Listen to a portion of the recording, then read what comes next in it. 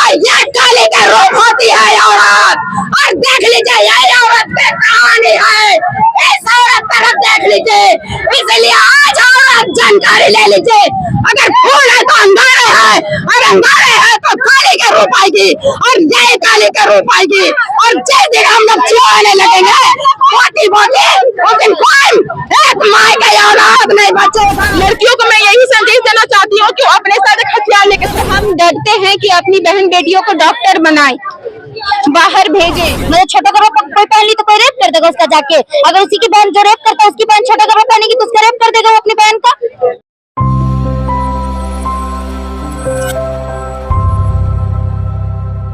मैं वंदना, आप देख रहे न्यूज रांची मेल।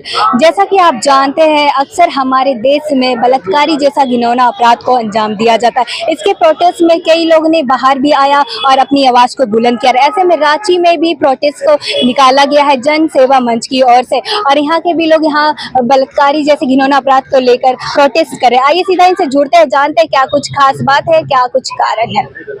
ये काली का रूप होती है औरत। और देख लीजिए ये औरत की कहानी है, इस औरत तरफ देख लीजिए। इसलिए आज औरत जानकारी ले लीजिए, अगर फूल है तो अंगारे है, और अंगारे है तो काली के रूप आएगी, और यही काली के रूप आएगी। और जिस दिन हम लोग छुआने लगेंगे बोटी बोटी, उस दिन कोई एक माई का औलाद नहीं बचेगा। वही माँ जन्म देती है, वही माँ कर्म खत्म करेगी, सर से धर तक छाड़ने वाले में से नारी नहीं है। यही होगा उनकी, यही कहानी होगा। एक एक बोटी बोटी कर देंगे जनता के बीच में, हम लोग क्या कर दीजिए। उसके बाद देखिए किस तरह होगा। सरकार हो, नारी कोई भी राज्य की सरकार हो, ये मैं फैसला नहीं दे सकती है, तो हम लोग सक्षम है फैसला करने के लिए। अगर उस पर ये लगे छोड़ा जाएगा, हम लोग के बीच में हो दीजिए, रोड पे रख देंगे तुम, अब नहीं सहेंगे। देखिए लगातार इस प्रकार की घटनाएं हो रही, कभी निर्भया के रूप में, कभी मोमिता के रूप में, कभी 2 साल की बच्ची के साथ, कभी 6 महीने की बच्ची के साथ। तो ऐसे विकृत मानसिकता वाले लोगों को उन्हीं की भाषा में जवाब देना होगा। उसके लिए आज समाज लोगों को जागृत करने के लिए यहाँ पर उपस्थित हुआ है, और हम सरकार से अनुरोध करेंगे कि ऐसे लोगों को स्पीडी ट्रायल करके जल्द से जल्द 1 महीने के अंदर ऐसे लोगों को फांसी की सजा दे, ताकि उसको देख करके जो भी अपराधी है वह इससे सबक लेंगे और आगे आने वाले समय में रुकेगा। जब तक कड़ा कानून नहीं बनेगा ऐसी घटनाओं पे लगाम नहीं लगेगी। इस तरह तो आप जानते हैं कि अक्सर लड़कियों पे सवाल उठता है कि कपड़े छोटे थे, कपड़े यहाँ पे जो लड़कियां सूट पहन रही है, फिर बच्चे, उनका क्या कहते हैं उसमें। ये एक बहाना है। आप 2.5 साल की बच्ची को अभी 3 दिन के बाद 2.5 साल की बच्ची महाराष्ट्र में जब लोग सड़कों पर उतरे तब वहां पर FIR किया गया। तो यह लोगों की मानसिकता, ऐसी मानसिकता के लोग, आप देखिए जिस प्रकार से मोमिता के साथ जो घटना की गई है वह सिर्फ एक रेप नहीं बल्कि जघन्य से जघन्यतम हत्या, और जघन्य से जघन्यतम हत्या में सिर्फ फांसी का प्रावधान है। जल्द से स्पीडी ट्रायल करेंगे। क्या मैसेज देना चाह रहे, क्या कुछ खास करे? यही देना चाहते हैं कि सरकार तक यह आवाज पहुंचे कि जनता के गुस्से को समझे, आक्रोश को समझे और एक कड़ा कानून लाए, जिससे कि आने वाले समय में इस तरह की घटनाओं पर। आपके कार्यक्रम में क्या कुछ खास?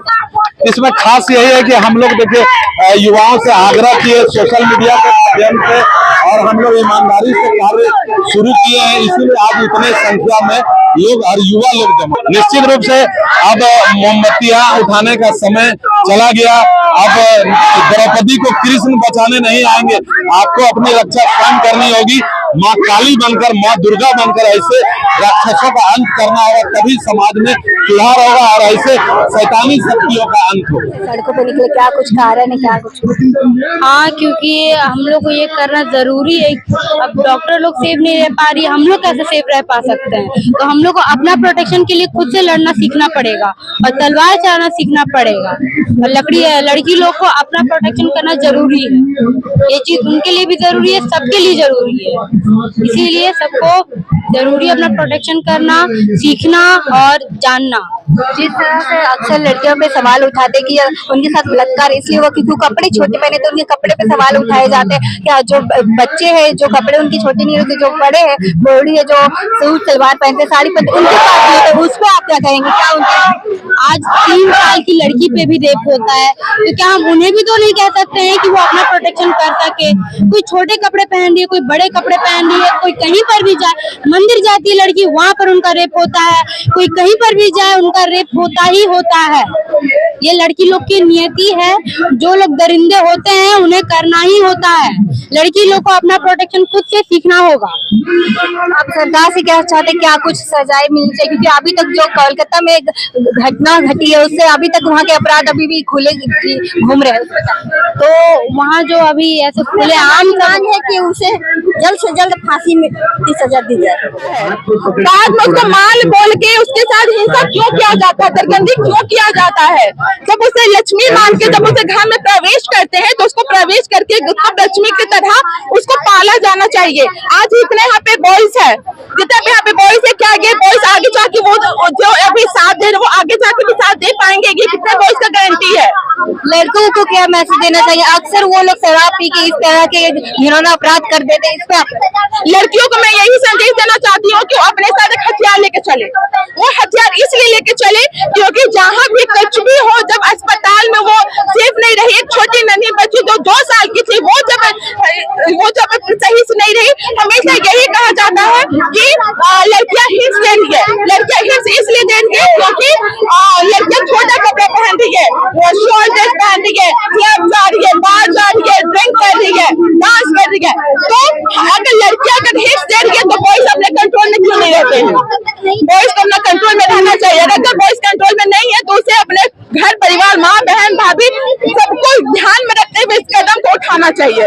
कहीं ना कहीं ये लड़कों के परवरिश पे सवाल उठ रहा है। परवरिश बिल्कुल उठ रहा है, एकदम उठ रहा है। क्यों नहीं उठेगा? क्योंकि अगर बचपन से ही सिखाया जाएगा ना कि अपनी सब मतलब जितनी भी लेडीज है सबका इज्जत करना है तो ऐसा होता ही नहीं। बस यही मांग करते हैं सरकार से कुछ जिंदा जला दे, उसका भी बॉडी का मतलब एक पीस कर दिया जाए जैसा होता है। अगर लड़के यही चीज कर रहे हैं तो उसके माँ पे परवरिश लाता है, उसकी माँ क्या परवरिश दी थी? सबसे पहली हमारी समाज की गलती है कि वो लड़के और लड़कियों को अलग अलग तरीके से परवरिश देते हैं।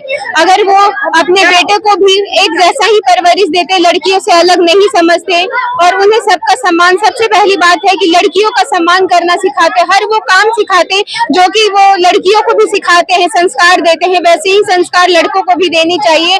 और जहाँ तक ये हमारी डॉक्टर मौमिता के साथ ये जो कांड हुआ है, बहुत ही मतलब ऐसे अपराध है जिसके बारे में हम बोल भी नहीं सकते हैं। और मेरा जहाँ तक ख्याल है कि अब हम डरते हैं कि अपनी बहन बेटियों को डॉक्टर बनाएं, बाहर भेजें, और बहुत सारे ऐसे वर्क है जिसमें अब हम डर गए हैं कि अब हम अपनी बहन बेटियों को ना भेजें, क्योंकि अब सरकार की ये जिम्मेदारी है कि ये कैसे इसे अवेयर किया जाए, कैसे इससे रोका जाए। कानून व्यवस्था पे तो अब तो भरोसा ही नहीं रहा ऐसे ऐसे कांड देखकर। इसलिए मुझे लगता है ज्यादा से ज्यादा लोगों को जागरूक होना चाहिए अपने, और साथ में लड़कियों को मेन प्रॉब्लम ये है कि एक हो तो एक से लड़ा जा सकता है, पर एक से ज्यादा हो तो नहीं लड़ा जा सकता है। इसलिए जितना से जितना हो सके जागरूक होना चाहिए और हमारे सरकार को इंसाफ करना चाहिए, और जो भी कातिल हैं मौमिता के उनको जनता के हवाले कर देना चाहिए। किस प्रकार से लड़कियां जागरूक होगी और इस तरह के अपराध से बचेगी? सरकार अच्छा कानून बनाएंगे तभी तो। सरकार को सिर्फ वोट नहीं रहता, अपना कुर्सी चाहिए होता, लेकिन यहाँ की बेटी, भारत की बेटी तो सेफ ही नहीं है। यहाँ पे हर रोज 86 बलात्कार होता है, उसपे सरकार क्या कहना चाहते हैं? सरकार का भी तो घर फैमिली होगा, ऐसा नहीं है ना कि नहीं होगा उनका।